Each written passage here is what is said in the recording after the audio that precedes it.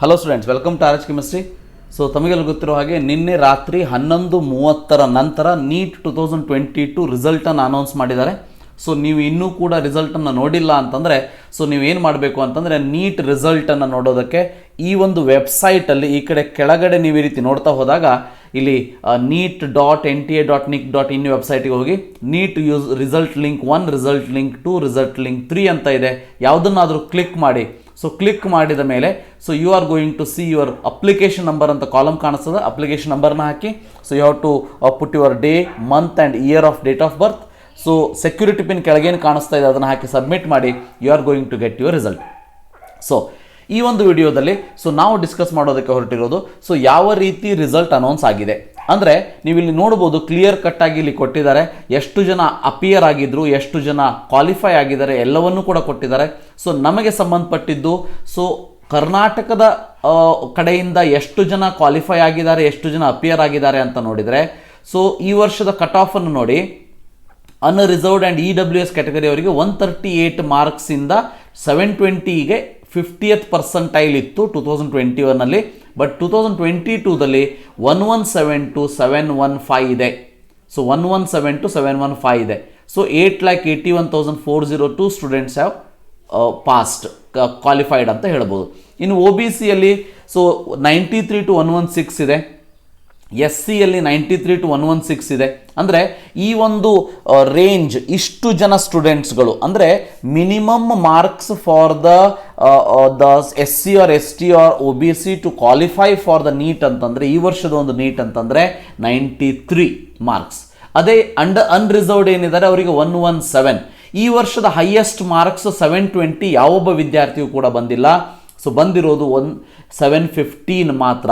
So maximum 715 ಮಾತ್ರ ಬಂದಿದೆ. So ಇನ್ನು ಕೀ ಆನ್ಸರ್ ಅಂತ ನೋಡಿದರೆ ಇಲ್ಲಿ ನೋಡ್ಬೋದು, ಕೀ ಆನ್ಸರಲ್ಲಿ ನಾವು ಒಂದು ಅಥವಾ 2 ಗ್ರೇಸ್ ಮಾರ್ಕ್ಸನ್ನು ಎಕ್ಸ್ಪೆಕ್ಟ್ ಮಾಡ್ತಾ ಇದ್ವಿ ಎಲ್ಲ ವಿದ್ಯಾರ್ಥಿಗಳು ಕೂಡ. ಬಟ್ NTA ಅವರ ಕಡೆಯಿಂದ ಕ್ಲಿಯರ್ ಕಟ್ ಆಗಿ ಕೀ ಆನ್ಸರ್, ಫೈನಲ್ ಕೀ ಆನ್ಸರ್ನ ರಿಲೀಸ್ ಮಾಡಿದ್ದಾರೆ. ಸೊ ಯಾವುದೇ ಗ್ರೇಸ್ ಮಾರ್ಕ್ಸ್ಗಳು ನನಗಂತೂ ಕಾಣಿಸ್ತಾ ಇಲ್ಲ. ನಿಮಗೆ ಕಾಣಿಸ್ತಾ ಇದ್ದರೆ ಕಮೆಂಟ್ ಮಾಡಿ. ಸೊ ಯಾವುದೇ ಗ್ರೇಸ್ ಮಾರ್ಕ್ಸ್ ಈ ವರ್ಷ ಸಿಕ್ಕಿಲ್ಲ, ಅಂದರೆ ಎಲ್ಲ ಕ್ವಶನ್ಸ್ಗಳು ಕರೆಕ್ಟ್ ಇದೆ ಅಂಥೇಳಿ NTA ಕಡೆಯಿಂದ ಹೇಳಿರುವಂಥದ್ದು. ಸೊ ನೋಡೋಣಂತೆ ಏನು ಮಾಡ್ತಾರೆ ಅಂಥೇಳಿ. ಸೊ ಇನ್ನು ರಿಸಲ್ಟನ್ನು ಕಂಟಿನ್ಯೂ ಮಾಡಿದರೆ ಇಲ್ಲಿ ನೋಡ್ಬೋದು. ಸೊ ಕರ್ನಾಟಕದ ಕಡೆಯಿಂದ 2021ನಲ್ಲಿ 1,18,978 ಜನ ಕೂತ್ಕೊಂಡಿದ್ರು. ಅದರಲ್ಲಿ 89,359 ಸ್ಟೂಡೆಂಟ್ಸ್ ಹ್ಯಾವ್ ಅಪಿಯರ್ಡ್. ರಿಜಿಸ್ಟರ್ಡ್ ಇಷ್ಟು ಜನ ಆದರೆ ಅಪಿಯರ್ಡ್ ಇಷ್ಟು ಜನ ಆಗಿದ್ರು. ಸೊ ಕ್ವಾಲಿಫೈಡ್ 55,009 ಆಗಿದ್ರು. ಓಕೆ. ಸೊ ಬಟ್ ಈ ವರ್ಷ 2022ದಲ್ಲಿ ನೋಡ್ಬೋದು, ಈ ಒಂದು ನಂಬರ್ನ ನೋಡಿ. ಸೊ ಈ ಒಂದು ನಂಬರ್ನ ನೋಡಿ ಇಲ್ಲಿ. ಸೊ 133,255 ರಿಜಿಸ್ಟರ್ಡ್ ಆಗಿದ್ರು, 122,423 ಅಪಿಯರ್ ಆಗಿದ್ರು. ಅದರಲ್ಲಿ 72,262 ಸೊ ಕ್ವಾಲಿಫೈ ಆಗಿದ್ದಾರೆ. ಅಂದರೆ ಈ ಲಾಸ್ಟ್ ಇಯರ್ ಕಂಪೇರ್ ಮಾಡಿದರೆ ಅರೌಂಡ್ 12,000 ಸ್ಟೂಡೆಂಟ್ಸ್, 50, 65, 72 ಅಂದರೆ 12 ಅಲ್ಲ. So 18,000 students have increased. ಹೌದಾ? 18,000. ಅದರ ಬಗ್ಗೆ ನೀವು ತಲೆ ಕೆಡಿಸ್ಕೊಳ್ಳೋದಕ್ಕೆ ಹೋಗಬೇಡಿ. ಯಾಕಂತಂದರೆ ಸೊ ಇಲ್ಲಿ ಕಟ್ ಆಫ್ ನೀವು ನೋಡ್ತಾ ಹೋದ್ರಿ ಅಂತಂದರೆ ಸೊ 793 ಮಾರ್ಕ್ಸ್ ತನಕನೂ ಬಂದಿದೆ. ಹೌದಾ? ಇಲ್ಲಿ ನೋಡಿ 93 ಮಾರ್ಕ್ಸ್ ತನಕನೂ ಬಂದಿದೆ ಅನ್ರಿಸರ್ವ್ಡ್ ಕ್ಯಾಟಗರಿ ಒಳಗೆ. So because of that reason all these things will happen. ಅದ್ರ ಬಗ್ಗೆ ಅದನ್ನು ವರಿ ಮಾಡ್ಕೋಬೇಡಿ. ನಮಗೆ ಬೇಕಾಗಿರೋದೇನೆಂದರೆ ಲಾಸ್ಟ್ ಇಯರಿಗೆ ಕಂಪೇರ್ ಮಾಡಿದರೆ ಈ ವರ್ಷ ರ್ಯಾಂಕ್ ಡಿಫ್ರೆನ್ಸ್ ಎಷ್ಟಾಗಿದೆ.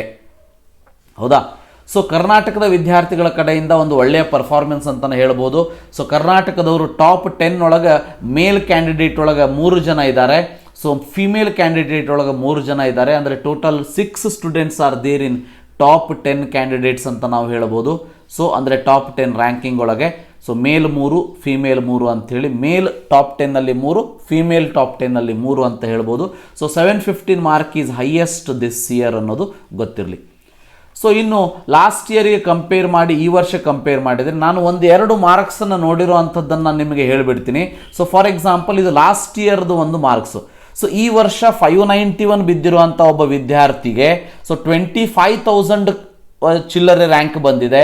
ಬಟ್ ಲಾಸ್ಟ್ ಇಯರ್ 591 ಬಿದ್ದಂಥ ವಿದ್ಯಾರ್ಥಿಗೆ ಸೊ 22,951 ರ್ಯಾಂಕ್ ಬಂದಿತ್ತು. ಅಂದರೆ ಒಂದು 3,000 ರ್ಯಾಂಕ್ ಆಲ್ ಇಂಡಿಯಾ ಲೆವೆಲಲ್ಲಿ ಇನ್ಕ್ರೀಸ್ ಆಗಿದೆ. ಇದು ಬಹಳ ಇನ್ಕ್ರೀಸ್ ಅಂತ ನಾವು ಹೇಳೋದಕ್ಕೆ ಸಾಧ್ಯ ಇಲ್ಲ. ಯಾಕಂದರೆ ಲಾಸ್ಟ್ ಇಯರ್ ಎಲ್ಲ ನಾವು ಅಬ್ಸರ್ವ್ ಮಾಡಿದ್ದೇನಂತಂದರೆ 5,000 to 10,000 ರ್ಯಾಂಕ್ ಇನ್ಕ್ರೀಸ್ ಆಗಿತ್ತು. ಆದರೆ ಈ ವರ್ಷ ಅದು ಇನ್ಕ್ರೀಸ್ ಆಗಿಲ್ಲ, ಅಷ್ಟೊಂದು ಇನ್ಕ್ರೀಸ್ ಆಗಿಲ್ಲ.